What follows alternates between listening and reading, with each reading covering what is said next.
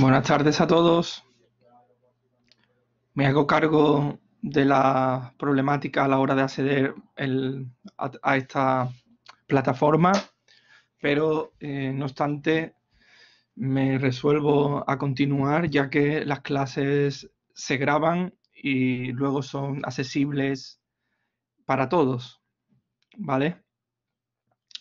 Y como hoy tenemos además un periodo de tiempo más menguado, más corto, hasta las 6, vamos a empezar ya. Si hay compañeros que no pueden acceder, por favor, en vuestro grupo de WhatsApp, indicar la solución que es, según estoy leyendo, eh, encender el uso privado, el navegador privado, ¿vale?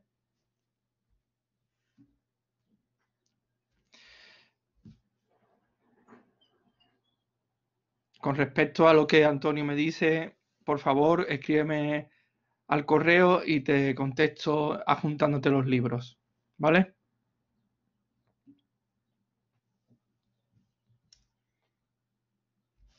Bueno, pues espero que los compañeros se puedan conectar. Ahora mismo somos unos 39. Normalmente suelen asistir alrededor de 50, por lo que faltarían unas 11 personas si tomamos los datos estadísticos. Espero que se puedan conectar. Estos son problemas que se deben, supongo yo, a motivos informáticos que no podemos responsabilizarnos, ¿vale? No obstante, lo importante es que podáis obtener la clase y la vais a tener garantizada, puesto que está tanto la enseñanza virtual, que pongo los enlaces y están alojados en YouTube, accesibles para todos, ¿vale? Ya estamos, como decía el bueno de Julián Marías, en los amenes del curso y por ende nos quedan pocas clases y es importantísimo que terminemos de la mejor forma, sobre todo estos tres autores que constituyen y vertebran vuestros trabajos, ¿vale? Por lo tanto, estas sesiones yo me las tomo con una exigencia superlativa porque sé que va a ser determinante a la hora de realizar el trabajo, ¿no? Así que venga, sin más preámbulos, vamos a dar inicio. ¿Hay alguna consideración, pregunta que no sea en relación con los problemas técnicos?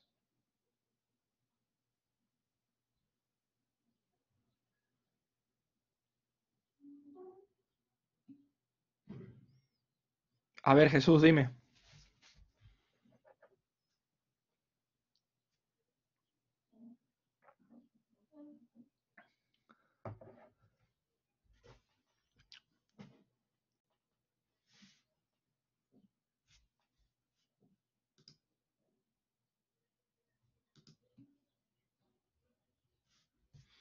Los trabajos sobre descarte se evalúan en conjunto, sí.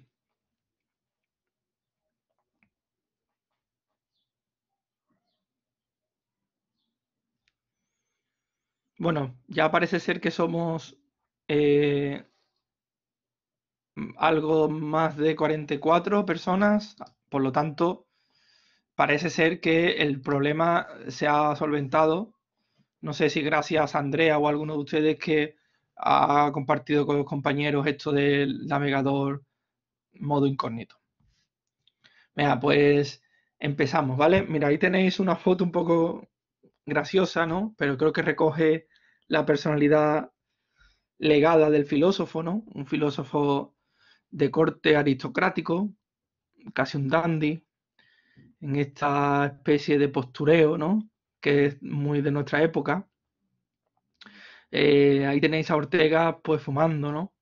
Y mirando al horizonte, ¿no? Esto va a dar cuenta o nos puede servir para entrar en el pensamiento del propio Ortega, que es un pensamiento, a diferencia de otros con los que hemos estado a lo largo del curso nutriéndonos, es español, ¿vale? Y el carácter español, luego vamos a explicar cómo lo entendemos, pero va a ser importante. Fijaros que va a ser casi el único filósofo de la historia de la filosofía occidental que hemos estudiado, que pertenece a nuestro país, que pertenece a nuestra tradición y que por lo tanto su modo de pensar debería estar más vinculado a nuestro modo de vivir, ¿vale? Y esto es una de las cosas que vamos a ver. La filosofía es subsidiaria de un modo de vida, ¿vale? La filosofía se encamina, se desarrolla como modo de vida.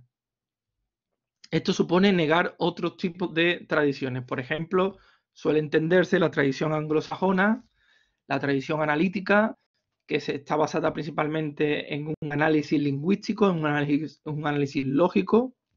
Estaría a las antípodas de este modo de pensar orteguiano, y también, ¿por qué no?, la filosofía alemana idealista, que es demasiado abstracta, demasiado teórica, también estaría alejada de la impronta orteguiana, ¿no? Por lo tanto, pensad que la filosofía española, representada en Ortega, es una filosofía de la vida, una filosofía de la gracia, una filosofía de la invención, de la narrativa, de la retórica.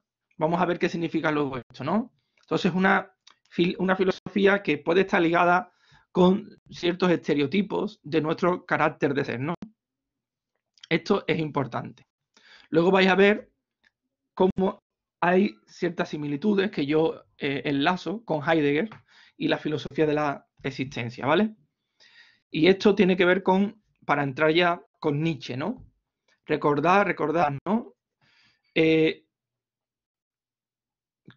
¿Qué era lo más importante para Nietzsche en la segunda perspectiva? Que la historia sirviera a la vida. Os hago una pregunta. ¿Qué era la vida para Nietzsche?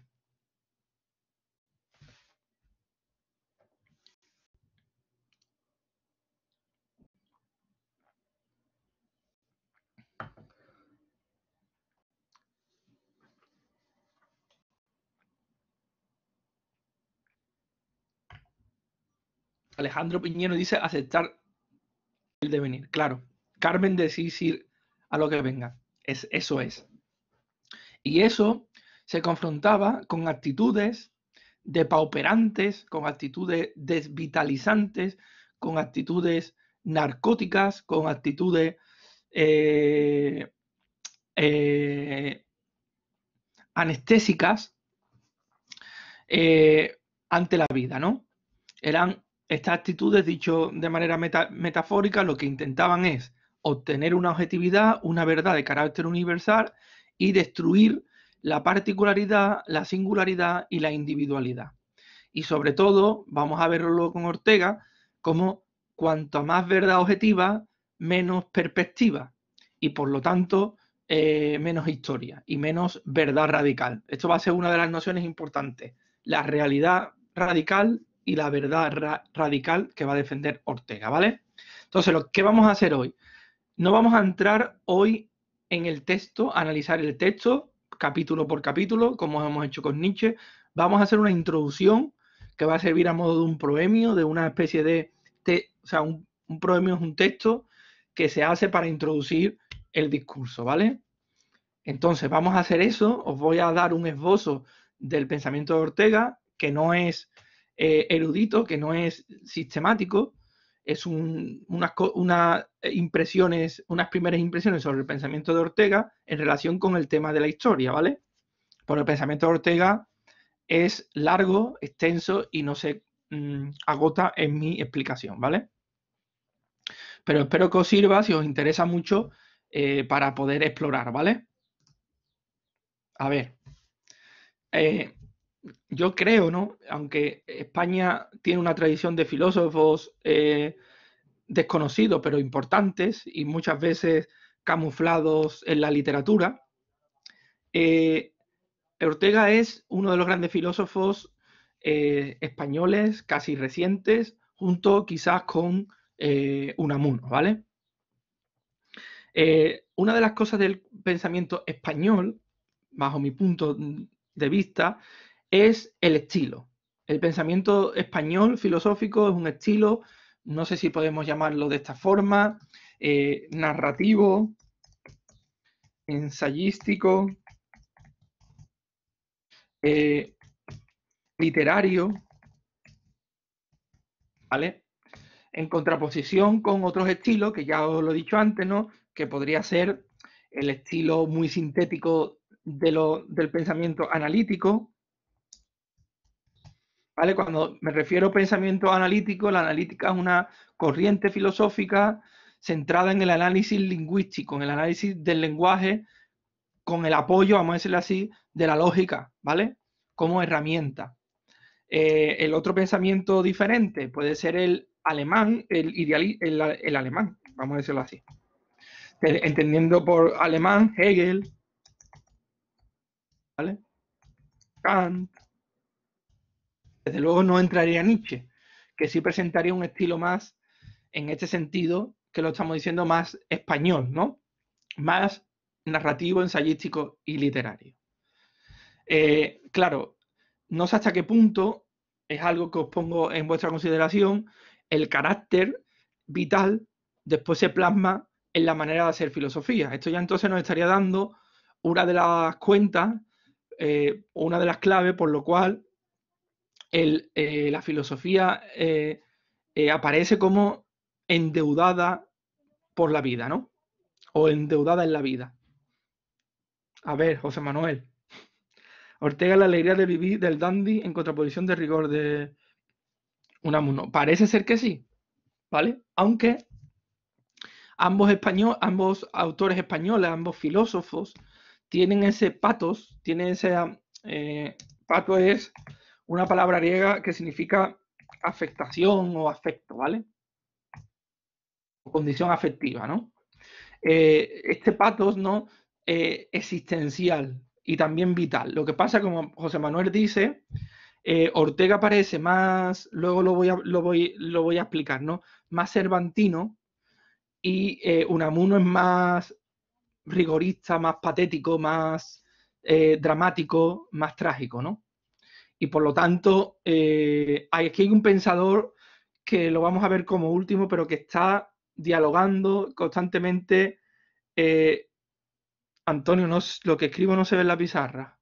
Bueno, pues no sé por qué, pero eh, lo he estado leyendo. Vamos, pato es, lo voy a poner a ver si así se ve, pero me va a exigir más porque lo tengo que hacer con el ratón, ya que con el pencil tampoco funciona. ¿Vale? Bueno, pues estos patos, cuando hablo patos, también se puede decir pasos, ¿vale? Este patos es como el ámbito afectivo, ¿no? Entonces, la filosofía española está caracterizada por un patos o por un pasos, que es, creo yo, de algún modo, al menos en la última filosofía española, heredada de Unamuno y Ortega, por una preocupación existencial, por una preocupación a la hora de hacer lúcida, volver lúcida la vida, la existencia, ¿vale? Por supuesto, cada vez que hable de vida, tenéis que tomar la vida ya como nos ha dejado ver Nietzsche, ¿vale? Desde esa impronta existencial, no es la vida determinada por la ciencia biológica, ¿vale? Espero que esto quede claro. Entonces, fijaros que ya esta reflexión que os estoy compartiendo con ustedes nos abre la puerta a pensar de qué modo las filosofías se enlazan con los modos de vida, con el carácter de las personas, ¿no? En este sentido, no es baladí que el pensamiento español sea literario, ensayístico y narrativo en su mayoría. Eso no quiere decir que no hayan existido pensadores sistemáticos. Por ejemplo, uno de los pensadores más sistemáticos de los últimos tiempos es Gustavo Bueno, el cual creó un sistema que lo llamó materialismo filosófico y ha creado en Oviedo principalmente una escuela, ¿no? Pero, evidentemente, Gustavo Bueno es una isla dentro de una tradición que se ha caracterizado más bien y donde ha conseguido además más éxitos, ¿no? Que es la literatura. Las grandes obras de la tradición hispánica son literarias, ¿no? La obra de Calderón, la obra de Baltasar Gracián, la obra de Quevedo, por referirme al siglo de las luces, el barroco. Aunque ya sabéis, todo la cantidad de publicaciones que podemos encontrar, es decir, de obras literarias de gran calado, ¿no? Lo que sí tenemos que ver, no voy a entrar ahí, pero sería una reflexión interesante, ¿no? ¿Hasta qué punto se puede discernir y separar los géneros filosóficos del literario? ¿No? En el caso del pensamiento español, esas fronteras se ven difuminadas, puesto que creo que sería muy osado decir de mi parte que en la literatura no hay filosofía, cosa que no es así. Uno lee, por ejemplo, a Baltasar Gracián, el Criticón, y observa una riqueza filosófica importantísima, ¿no? Sobre todo, sobre todo si se entiende la filosofía como un ejercicio cuyo último sentido es esclarecer, poner en transparencia la propia vida vivida, ¿vale? La vida que se vive, la vida que se encarna, no la vida en sentido abstracto. En todo caso, Ortega, aquí tenéis uno de los primeros conceptos que van a ser importantes antes del concepto de la razón histórica, ¿no? Que es lo que va a desplegar en la historia como sistema. Aquí tenéis un concepto que se estudia en los institutos que se llama razón vital, ¿no? Para que lo entendáis, he hecho una contraposición. La razón vital de Ortega se contrapondría de algún modo a la oposición que hace Unamuno en el libro El sentimiento trágico de la vida, que es este que tenéis aquí, en el que él dice, cito, ¿vale? A Unamuno. Por cualquier lado que la cosa se mire, siempre resulta que la razón se pone enfrente de este nuestro anhelo de inmortalidad personal y nos lo contradice. Y es que en rigor la razón es enemiga de la vida. Lo vivo, lo que es inestable, lo absolutamente individual es en rigor ininteligible. A ver, la pregunta que os lanzo, por favor, sed rápidos, para que haya dinamismo. ¿Cuál sería la razón según la cual Unamuno puede decir que la razón es enemiga de la vida? ¿Qué se está entendiendo allí por razón?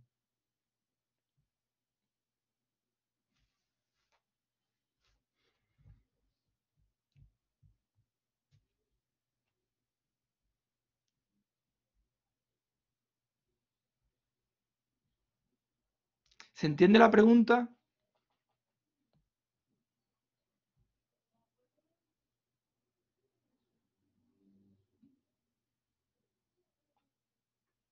José Manuel dice la muerte como fin. La realidad, la razón es la realidad, pregunta. Vamos a ver. Nietzsche, ¿vale? Vamos a ir a Nietzsche, a lo que debéis saber ya. La oposición a la vida para Nietzsche, ¿en qué se materializaba?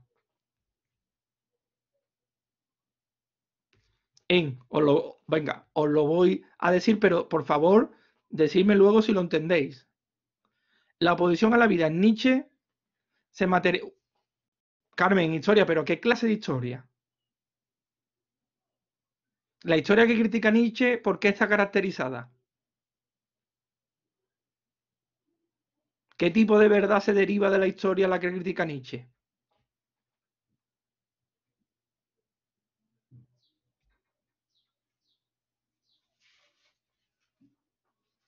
Ahí está, muy bien, José Javier. Cuando Unamuno, como Nietzsche, dicen que la razón, en sentido general, es enemiga de la vida, lo que están entendiendo por la razón es una actitud, ¿vale? Que produce un distanciamiento, un enfriamiento entre el sujeto que piensa y el conocimiento e intenta extraer de esa relación distanciada, gélida, ascética, como la del observador imparcial que no se intromete en el conocimiento, intenta derivar verdades objetivas, verdades de carácter universal. Esas verdades objetivas, lo que serían, esas verdades objetivas nos incapacitarían para entender la vida como un fenómeno emanado de una circunstancialidad, de una perspectiva, la vida como algo particular, etcétera, etcétera, etcétera. Entonces, cuando la razón se supone enemiga de la vida, lo que están diciendo es que la razón es una actitud que secuestra el devenir, que secuestra el modo por el cual la vida se nos aparece en su particularidad, en su contingencia y en su circunstancialidad, a favor de unas verdades de carácter absoluto, objetivo, que se pueden predicar para todos los tiempos, ¿no? Por eso está diciendo que la razón es enemiga de la vida Unamuno. Pero Ortega, bueno, ¿se entiende esto?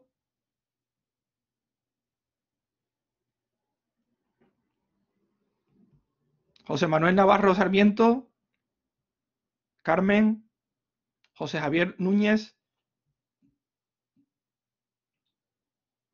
¿vale? Claro, ahora vais a ver que evidentemente cuando se habla de razón, aquí se está hablando la razón como un instrumento humano de sometimiento de la realidad.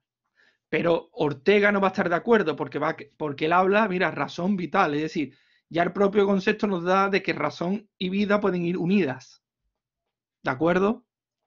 Y tampoco, por mucho que pensemos que Nietzsche es un irracionalista, en Nietzsche hay una razón diferente, es una razón creadora, una razón artística. Es decir, la vida de Nietzsche no es una vida irracional. Si fuera irracional no podría ser comprendida. ¿Entendéis? Es decir, cuando se hace filosofía, se está haciendo uso de la razón, pero pensad, un uso de la razón no puede agotar todos los diferentes usos que se puedan dar de la razón, ¿vale? Como facultad humana de entendimiento, de comprensión. Por ejemplo, hay procesos racionales para que lo entendáis, ¿vale? Hay procesos racionales que cada uno de ustedes lo podéis tener. En Ortega lo vamos a ver como son las creencias. ¿Qué sería para Ortega una creencia? Pues una convicción, dice. Es decir, es una especie de pensamiento que vertebra nuestra cotidianidad, pero que evidentemente no puedo derivar de él un pensamiento como le gustaba a Descartes, claro y distinto. ¿Se entiende? Pero ¿quiere decir esto que las creencias son irracionales? No. El sujeto, a ver, otra cosa. ¿Ustedes sabéis qué es el Feng Shui? ¿Alguien sabe que ha oído hablar del Feng Shui? Bueno, el Feng Shui es como una especie, bueno, a ver si lo explica mejor Marina, o José Javier Núñez, o Álvaro Manso. ¿Qué sería el Feng Shui? No sé pronunciarlo ni siquiera bien. Es una tradición china que tiene que ver con, creo yo, con la organización del espacio y busca la armonía. Marina dice que una ordenación del espacio. Entonces, creo que coincidimos. Claro, el Feng Shui es una tradición, vamos a decirlo así, que a ojos de un racionalista occidental, pues lo consideraría una superstición, una mentira. Carmen dice como que las casas tienen que estar dirigidas, eso es, Carmen, algo así, ¿vale? Pero quiero decir con esto, que vista desde un ojo occidental, pues puede decir, esto es una superstición, esto es una mentira, esto es una falsedad. Vale, si pensamos así, nos estamos cerrando, estamos convirtiendo la razón en una cerrazón. ¿Por qué? Porque el Feng Shui, aunque no estemos de acuerdo con lo que dice, todo lo estructura, digamos, siguiendo una argumentación. Entonces, si pensamos que hay una argumentación, es decir, sabe responder al por qué, al cómo y al para qué, se hacen las cosas, hay una racionalidad, hay un uso que no es el mismo uso de la razón que podemos tener si tenemos una mentalidad ultra racionalista, ¿vale? Y además, aunque el Feng Shui provenga de Oriente, de China o de donde sea, una prueba de que lo asumimos y que lo comprendemos es que cada vez se extiende más en Occidente. Por lo tanto, lo que el Feng Shui como tradición oriental, alejada de nuestra tradición occidental, nos hace ver, nos resulta de algún modo preguntarse bajo qué condiciones podemos comprender lo que nos resulta extraño. A ver, si el Feng Shui nos resultaría absolutamente extraño, nos quedaríamos mirándolo y no lo comprenderíamos. Es porque ya lo comprendemos, aunque no sepamos las razones últimas por lo que lo podemos usar, por lo que nos puede resultar familiar. Entonces, a esa manera por la cual el ser humano asimila lo que le parece en primera instancia extraño, ya hay una racionalidad previa. Eso se ha llamado en filosofía, que lo vamos a ver con Heidegger, ¿vale? Os lo voy a poner aquí arriba, pre-reflexivo o ante-predicativo, ¿vale? Son horizontes de comprensión íncitos, ya dados, y que se muestran en nuestra forma corriente de comportarnos, ¿vale? Claro, digo, una cosa es comprenderlo y otra cosa es compartirlo. Y otra cosa es, vamos a decir, racionalizarlo de manera científica, ¿vale? Racionalizarlo, ¿vale? Que se puede comprender y no lo podemos racionalizar, pero se puede comprender. Por lo tanto, ¿qué quiero decir con esto? Que no, la razón científica objetiva no agota el uso de la razón. ¿Se entiende? Porque si el Feng Shui fuera algo absolutamente extraño, es que no podríamos ni siquiera entenderlo. O sea, no, es que no podríamos hacer nada, sería algo innombrable. Exactamente. Carmen. Claro, posiblemente no entendamos la religión musulmana porque no tengamos una relación con ella, no hemos sido educados. Pero cuando escuchamos hablar a un musulmán del amor al prójimo, pues ya nos suena. ¿Por qué? Porque tenemos cierta familiaridad prereflexiva, ¿no? Es el concepto filosófico. Claro, José Manuel, claro, el Feng Shui tiene que ver con la energía, la influencia en la vida, pero esos son términos que, aunque pertenecen a tradiciones diferentes, son comprendidos. Si son comprendidos es que es racional, ¿entiendes? Lo que queremos, lo que yo quiero hacer ver es que no hagáis del uso racionalista de la razón, el científico, el único uso ni el mejor. Quizás puede que sea el mejor para determinados ámbitos, pero para otros no, ¿vale? Por ejemplo, es mal o es un uso errado si creemos que es el uso racionalista es el mejor y despreciamos los demás usos. Entonces Ortega va a ir en contra, como Nietzsche y Unamuno, de un uso tiránico de la razón. La razón para Ortega, vamos a ver luego, es una razón que tiene que ver, esto puesto como Cervantes, porque es que Ortega tiene las meditaciones del Quijote, que es una de las primeras obras, es una razón inventiva que fomenta la imaginación, que fomenta el ingenio, ¿vale?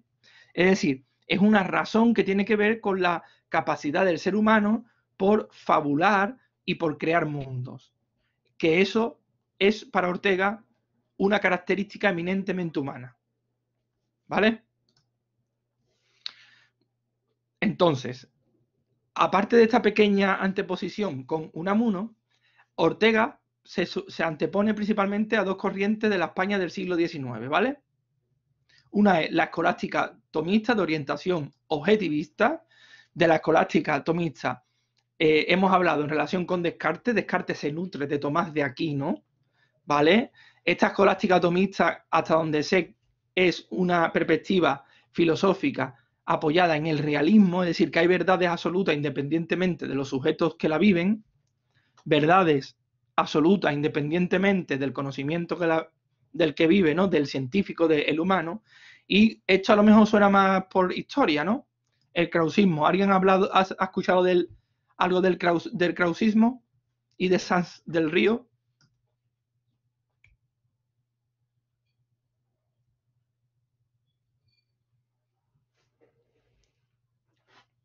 ¿O no se estudia en historia?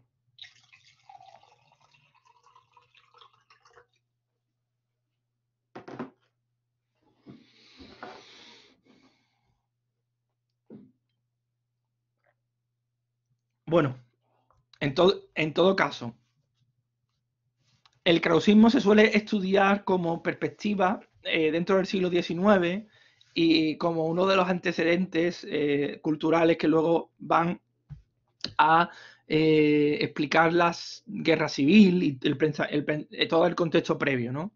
Entonces, y después con la relación que hay con el marxismo, en la fundación del el Partido Socialista, Obrero Español, etcétera, etcétera, ¿no? En todo caso, el krausismo influyó en Ortega, básicamente creo en la decisión por la cual Ortega se determinó a estudiar en Alemania y a estudiar el pensamiento alemán. El krausismo, que era una especie de corriente filosófica que no cuajó en Alemania, pero sí en España, una suerte de neoidealismo panteísta. A ver, ¿qué significa panteísta? Básicamente lo voy a decir de la manera más corta, ¿no? El panteísmo es una doctrina filosófica que piensa que el Dios es la naturaleza, que Dios es la naturaleza, sí, que el principio por el cual todo es posible es la naturaleza, ¿vale? Que es un principio de carácter inmanente, es decir, que está íncito, que es previo, que está por debajo de todo lo que es, y por lo tanto, digámoslo así, en la historia de la filosofía se ha considerado panteísta, que eso tendríamos que ver si es cierto, a un pensador muy importante como Spinoza, ¿no? Que luego también se le acusó de ateo. ¿Por qué? Porque lo que hace es destruir la idea de un Dios personal a favor de un Dios impersonal, corporalizado en lo que se ha entendido como natura, ¿vale? Pues el krausismo es una especie de panteísmo de carácter idealista. ¿Qué es el idealismo? En contraposición con el realismo, el idealismo hace depender la realidad de las cosas del sujeto que las piensa, del sujeto que las vive, ¿vale? Esta determinación de Ortega hizo hasta donde puede ser que sus padres, hasta donde se puede ver, que sus padres filosóficos fueran la corriente neocantiana, luego diré algo sobre ella, Goethe, Nietzsche, las ideas biológicas de Uexküll y, por supuesto, el pensamiento de Dilthey, el historicismo, ¿vale? A ver, el neocantismo es una postura filosófica que es una postura que intenta revisar el legado del pensador alemán Immanuel Kant, que es muy importante, ¿vale? Y que se caracteriza por la filosofía se llama del valor, ¿vale? O de los valores.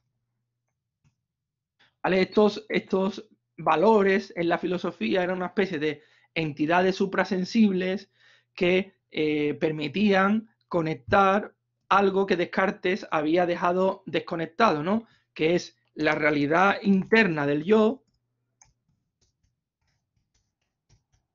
y el mundo externo, ¿vale? Si, no voy a decir, si alguien está interesado, me escriba y le daré bibliografía. El hecho es que el neocantismo va a ser importante para Ortega en la crítica que él va a hacer al realismo y al idealismo, ¿vale? Nietzsche va a ser importante para Ortega en la noción de vida, de venir, etcétera, etcétera. Uexküll, este biólogo alemán, también va a ser importante para el concepto de vida, ¿vale? Por cierto, este Uexküll va también a influir en el pensamiento de Heidegger, ¿vale? Y luego el historicismo, ya hemos hablado con Nietzsche, lo que significa la crítica. Tenéis la postura de Dilthey y la postura de von Ranke, que es la que critica Nietzsche, ¿no?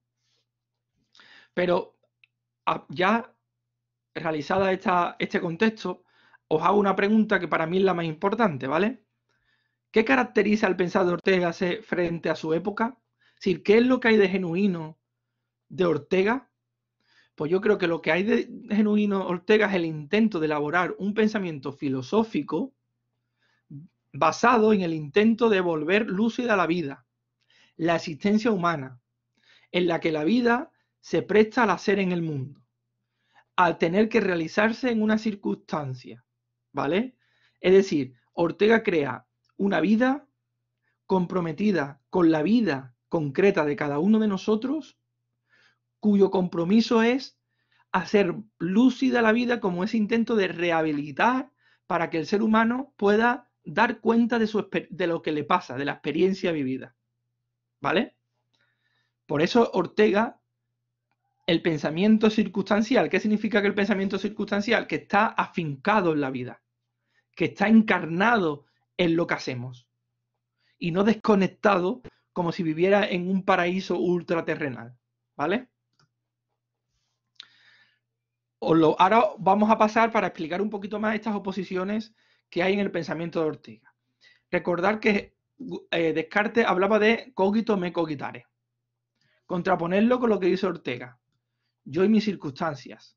Claro, el cogito me cogitare lo hemos entendido como un acto de corte reflexivo por el cual el sujeto, mediante la duda, llega a una certeza inmanente a su propio pensamiento. Es decir, que cuando estoy pensando, yo mismo me pienso. ¿Vale? O que cuando yo estoy dudando, sé que el que estoy dudando soy yo y no otro, ¿no? A ese conocimiento de sí mismo se ha llamado cogito me cogitare. No voy a repetirlo mucho porque ya las clases anteriores sobre Descartes he sido un poco pesado, ¿no? En cambio, Ortega entiende el yo, soy yo, o sea, soy yo y mis circunstancias. Si no puedo salvarla a ella, no me puedo salvar a mí. El yo lo entiende entonces lanzado, referido, proyectado en un contexto atmosférico, en un contexto de carácter envolvente, que sería la circunstancia. ¿Qué sería la circunstancia? Pues los contextos sociales, lo que hacemos dentro de una determinada sociedad, las rutinas, los ritos, el ir al campo del Betis a ver cuando se pueda, ya no sé si se podrá, pero ir al campo del Betis los domingos para ver a tu equipo, todos esos contextos que envuelven nuestra vida. Entonces, Ortega lo que quiere es manifestar que la idea cartesiana secuestra la experiencia del yo porque la mete en un búnker, en el búnker del me cogitare, mientras que él dice que el yo es un despliegue de las circunstancias. ¿Vale? ¿Se entiende así? Esto ya es una idea más compleja. Por eso, Ortega va a intentar salirse del realismo e idealismo. ¿Vale? ¿Por qué? Porque para Ortega no hay realidad absoluta, indiferente con respecto al sujeto que la vive, ni tampoco el sujeto que la vive puede ser, como pensaba Kant, la condición de posibilidad de las verdades objetivas. ¿Vale?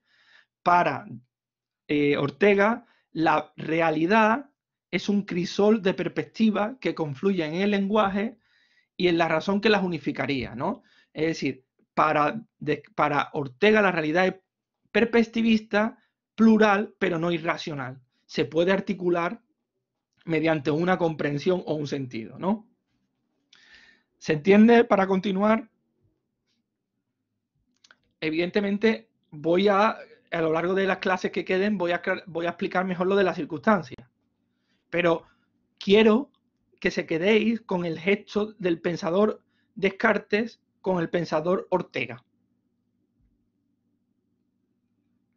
Exactamente. Andrea, presta más atención, no, es que sin esas particularidades no hay existencia. Porque si pensamos la existencia como algo abstracto, entonces estaríamos yendo en contra de la vida, lo que decía Unamuno. La estamos objetivando. Tú piensas, ¿cuál es el motivo principal por el cual tú, Andrea, puedes quitar todas las particularidades de tu vida para obtener un pensamiento universal y general? ¿Para qué quieres hacer eso? ¿Tendrá que ver con esto de Descartes de conseguir certeza? ¿De estar seguro? ¿Estará relacionado con poder poseer el conocimiento? ¿Cómo se puede poseer las particularidades? ¿Cómo se puede poseer la vida si la vida no es un concepto? Si la vida es algo que somos y que se despliega, después lo vamos a ver en un gerundio, en un estando, en un viviendo, en un existiendo. ¿Cómo lo podemos agarrar? Eso es, Carmen, muy bien visto. Eso es. Lo de la familiaridad prereflexiva, que luego va a estar también en Heidegger. Y que os lo he explicado un poquito hablando de la cotidianidad, cuando os he puesto los ejemplos a la hora de preguntaros qué es algo, pero no me digas dime lo que piensas tu cotidianidad, desde lo que tú entiendes, ¿no? ¿Por qué? Porque se entiende que nuestra cotidianidad, lo que hacemos a diario, tiene ya su propia racionalidad, ¿vale? Que es de carácter prerreflexivo. Entonces, Descartes estaría aquí del lado de la reflexión y Ortega de la prerreflexión, ¿vale?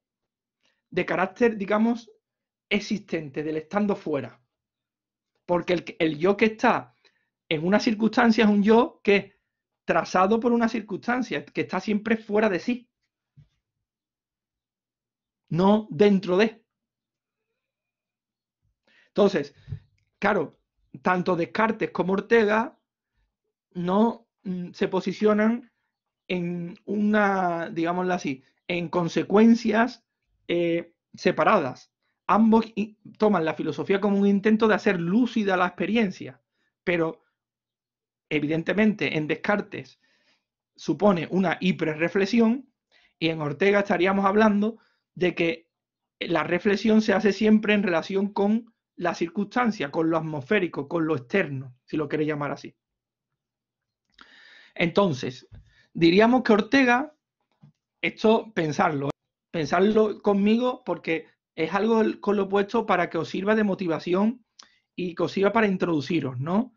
Es un pensador del sur. ¿Ustedes se consideráis ciudadanos del sur? ¿Sois sureños? Entonces, si José Manuel Carmona se considera que es un sureño, ¿qué significa eso?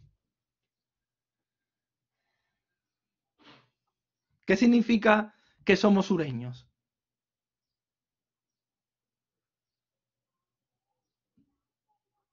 Exactamente.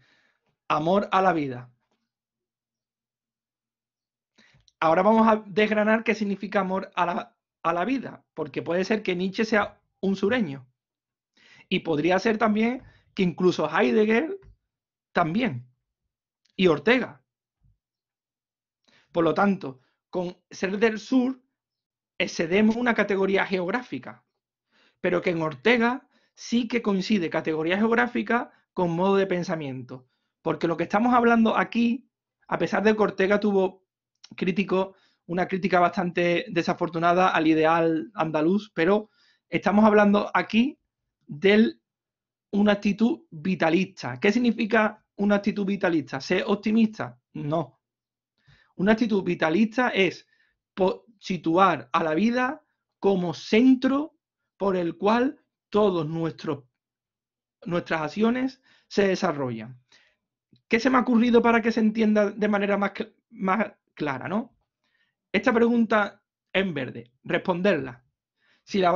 Depende de lo que respondáis, seríais sureños, por decirlo así. ¿Cuál es el medio y cuál es el fin? ¿El trabajo o la vida? A ver.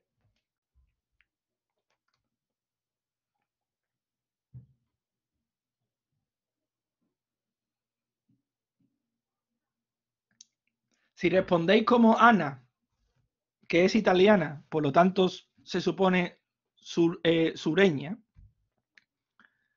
y Andrea, todos estáis respondiendo de esa forma, eso es lo que se llama ser vitalista, es decir, situar el trabajo, en este caso, como un medio para vivir. Por lo tanto, el trabajo solo se entiende mientras haya vida. ¿Vale? Hacer del trabajo la vida o ser del trabajo fin significaría ir en contra de esta actitud sureña vitalista. ¿De acuerdo? Ahora bien, debéis haceros cargo de que no todo el mundo, por ejemplo en Europa ni Norteamérica, piensan de este modo.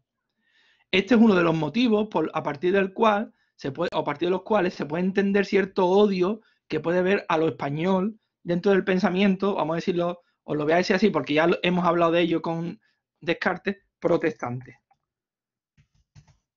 De corte protestante que tampoco es que sea exclusivamente religioso, ¿no? Pero sí un pensamiento protestante, por ejemplo, estamos es algo actual, ¿no? Holanda, ¿no? Claro, la actitud holandesa, por utilizar un estereotipo, pensar que no todos los holandeses ahora pensarán de esa forma, ¿no? No entienden que nosotros situemos a la vida que para nosotros significa, por lo que significaba para Ortega, ¿no? Desenvolverse en una circunstancia, alegrarse, disfrutar, reír, llorar, compartir la palabra con un amigo, salir a la calle a tomar una cerveza, que es un modo de sociabilizar. Eso no lo entienden. ¿Por qué? Porque precisamente invierten los términos. El trabajo es el verdaderamente fin. ¿Por qué? Os lo voy a explicar de la manera técnica, pero tampoco es importante esto, ¿vale?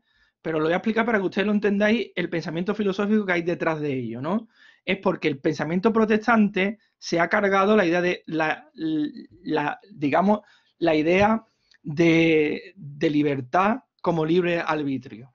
Es decir, el pensamiento protestante parte de que el ser humano ya está predestinado.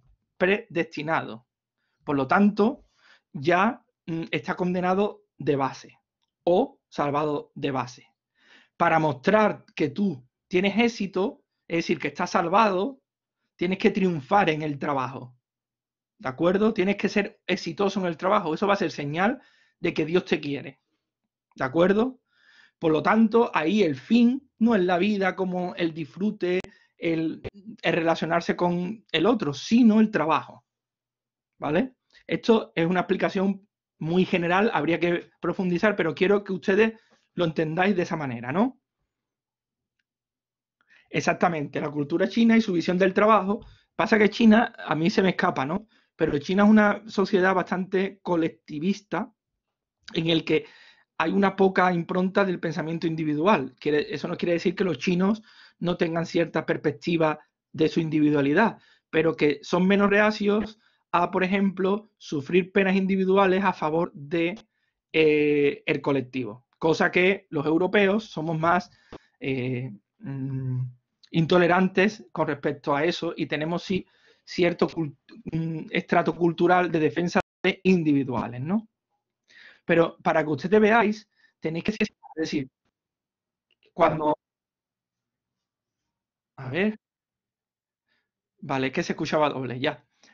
Tenéis que veros y pensarlo bien, porque esto, que es un poco rancio, si lo queréis, entre protestantes y católicos, es que está ahora mismo operando, ¿vale? Entonces, el pensamiento de Ortega es un pensamiento, en ese sentido, podríamos llamarlo así, sureño, vitalista, y, por qué no decirlo, católico también, desde este aspecto en contraposición a lo protestante, ¿vale? Todo el pensamiento que prima la colectividad de la obra frente a la individualidad se suele pensar con un pensamiento de corte católico, ¿vale? En contraposición siempre con lo protestante. Evidentemente, tanto Anna, italiana, como Andrea, española, pueden que sean ateas o incluso que sean que se muestren dubitativas, ¿no? Pero son de algún modo de tradición católica, por la cultura, por los ritos, por la tradición heredada, la educación, etcétera, etcétera. De ahí que nosotros estemos siempre más cercanos, bajo esta manera de ser, bajo esta manera de carácter de ser, de un italiano que un holandés. Eso es José Manuel Calvino, Juan Calvino y Martín Lutero, básicamente, ¿vale? No he profundizado mucho más, pero sí en algunas clases he dado algunas perlas y en Descartes, si retomáis algún vídeo, el tema de la libertad, cuando hablamos de la libertad como determinación o la libertad como libre arbitrio, aunque fue complejo a lo mejor compleja la explicación, ahí tenéis una explicación más desarrollada. No obstante, nosotros como sureños, si nos queremos esta perspectiva del sur, pues ya tenemos una familiaridad prereflexiva con qué, con los pueblos que comparten nuestro carácter, siendo que el carácter español no es unívoco, es plural. Pero es que la potencia del concepto de vida está en su pluralidad. Cuanta más pluralidad, más potente. Cuanta más unidireccionalidad, más menguada. Lo vamos a explicar luego. Esto es importante porque voy un poquito más rápido porque se me come el tiempo, ¿vale? Esto es importante porque si la vida para Ortega está dada en las circunstancias, también está, la circunstancia se abre y se despliega en el tiempo, ¿de acuerdo? El tiempo es como el horizonte por el cual se llevan a cabo nuestras acciones. Entonces, la circunstancia engloba la historia, porque engloba el pasado y engloba el porvenir, el futuro. Y engloba también el medio por el cual es posible transformar nuestra realidad. Por lo tanto, la circunstancia argamasa el pasado que se nos da en las tradiciones, en la situación de nuestra sociedad, la cultura, los ritos, la festividad. Si alguno soy de algún pueblo, pues cada pueblo tiene su festividad. Y la festividad tiene un carácter pasado, ¿vale? También está el porvenir, porque el ser humano, según Ortega, está por hacer siempre, ¿vale? El ser humano no está consumado, está por hacer. Es lo que decía Heidegger, que os dije al principio del curso, el ser humano es posibilidad, ser posible. Es decir, que siempre está decidiendo sobre algo que tiene que hacer. Pues eso es lo que está hablando Ortega. El ser humano está siempre en un porvenir, ¿no? Y por lo tanto está también, como tiene imaginación, como tiene palabra, como tiene lenguaje, quiere transformar, quiere cambiar la realidad, ¿no? Muchos de ustedes, si tenéis inquietudes políticas, seguramente querréis cambiar la realidad, ¿no? ¿Cómo define en ideas y creencias Ortega la historia de manera muy sencilla? El estudio de la realidad humana desde el más remoto pasado hasta los hombres. ¿Vale? Entonces, la historia ya es una disciplina que va a estudiar lo general, el pasado, como lo particular, los hombres, mujeres, etcétera, etcétera, ¿no? A ver, la historia, como saber para Ortega, se sitúa en contra de un carácter dogmático, ¿vale? Este carácter dogmático, ¿qué significa? Esta seducción por buscar la objetividad, ¿no? Eso no significa que la física, la matemática y lógica que Ortega sitúa en contra de la historia no sean racionales, sino más bien que resultan incapaces para rehabilitar la vida como plétora de sentido y perspectivas que se desarrollan en la biografía de cada individuo y en el tiempo colectivo, pasado y futuro. Fijaros qué complejidad tiene ya la ciencia histórica, ¿no? Es un saber plural, plétora de sentido y perspectiva, es decir, es un saber circunstancial que tiene que atender a la vida particular, biográfica de cada individuo, es decir, a lo que piensa, siente y padece Andrea, pero a la misma vez tiene que buscar un vínculo con la historia entendida en sentido del legado, en sentido de carácter general, ¿no? Del pasado y el futuro dado en las instituciones, ¿no? Al igual que vimos con Nietzsche y Heidegger, ¿no? La historia es pensada como la ciencia, ¿no? Es pensada como una disciplina que secuestra la vida, ¿vale? Esto es lo mismo ya que está diciendo. Es decir, cuando Nietzsche habla,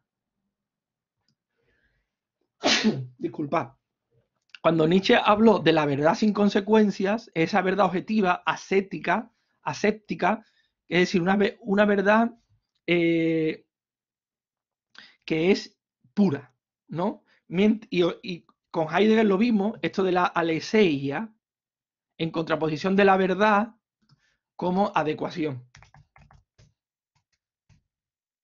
O la verdad como validez del juicio, que lo vimos con Descartes. ¿Qué significaba la verdad como aletheia? Una verdad que parte de un descubrimiento arraigado en una experiencia concreta de un ser humano, ¿vale? Por eso todo esto de intentar recuperar la situación hermenéutica, la experiencia que condicionó y posibilitó el pensamiento de un determinado filósofo, ¿vale? Por ejemplo, un texto que se ve bien la crítica que hace tanto Nietzsche, Ortega como Heidegger, ¿no? A la actitud objetiva. Coiré, que es un historiador de la ciencia, dice: estamos igualmente tan acostumbrados a la utilización de las matemáticas, ¿vale? A pesar de que no sepamos casi nadie de matemáticas, para el estudio de la naturaleza, que no nos damos cuenta de la audacia de Galileo Galilei, ¿vale? De que dice esto, ¿no? El libro de la naturaleza está escrito en caracteres geométricos, como tampoco somos conscientes del carácter paradójico de su decisión de tratar la mecánica como una rama de las matemáticas. Es decir, sustituir el mundo real de la experiencia cotidiana por un mundo geométrico, ergo abstracto, y explicar lo real por lo imposible. ¿Qué nos está diciendo este texto? Que la actitud objetivista, la actitud que intenta derivar verdades objetivas, es una actitud teórica y abstracta, por cuanto desconecta, margina el mundo de la experiencia cotidiana, que es el mundo de la experiencia vivida. ¿De acuerdo? Y entonces, esta paradoja, explicar lo real por lo imposible, se explica en este sentido de que explicamos la realidad tangible por entidades abstractas que se asemejan a este eidos platónico que estudiamos al principio del curso. ¿Vale? De ahí que expliquemos la caída de una manzana, ¿vale? Desde la teoría de la relatividad. Es decir, que expliquemos la caída de una manzana previamente por un constructo teórico que desde luego sirve para muchas cosas útiles, pero estos pensadores lo entienden como una inversión del sentido genuino de la vida. La vida se nos muestra de manera inmediata y potente en la experiencia cotidiana, ¿vale? Esto espero que lo entendáis. Es decir, tampoco quiero, no es el objetivo, ¿no? Que penséis que esto es una crítica unidireccional a la ciencia objetiva, ¿no? Pero sí en el sentido de dónde la colocamos. Es decir, la actitud objetiva, estos pensadores no estarían diciendo, la actitud objetiva no puede socavar, depauperar, debilitar la vida vivida, ¿vale? Lo que siente José Manuel cuando va al campo del Betis. Y considerarlo que eso es una creencia irracional, ¿vale? Porque la vida se nos manifiesta antes de cualquier artificio científico bajo esa prisma, bajo esa guisa del sentimiento, de las creencias, de las convicciones, de los miedos, etcétera, etcétera, ¿no? Entonces, estos filósofos son vitalistas por cuanto quieren recuperar ese sentido de la vida, ¿vale? Paso de esto porque tampoco es importante, para terminar ya. Bueno, me voy a quedar aquí, pero os voy a explicar esto, ¿no? Entonces, para Ortega, la historia, si entendemos la historia como una ciencia objetiva, no sería para Ortega una ciencia. ¿Por qué? Porque siguiendo a Aristóteles, Ortega es consciente de que la historia, el objeto del conocimiento de la historia, no puede ser el saber de lo que no puede ser de otro modo. El objeto de conocimiento de la historia no es necesario, sino particular y contingente. Esto lo hemos hablado ya. Para intentar articular una nueva visión de ciencia, para rehabilitar el saber histórico, habla de una razón histórica, ¿vale? Básicamente os voy a dar una de las características. El miércoles empezaremos desde este punto, ¿no? Pero una de las características importantes es que, aunque el conocimiento histórico no sea necesario, es decir, no es saber de lo que no puede ser de otro modo, como decía Aristóteles sobre la episteme, para Ortega la razón histórica es racional, ¿vale? Es un saber racional.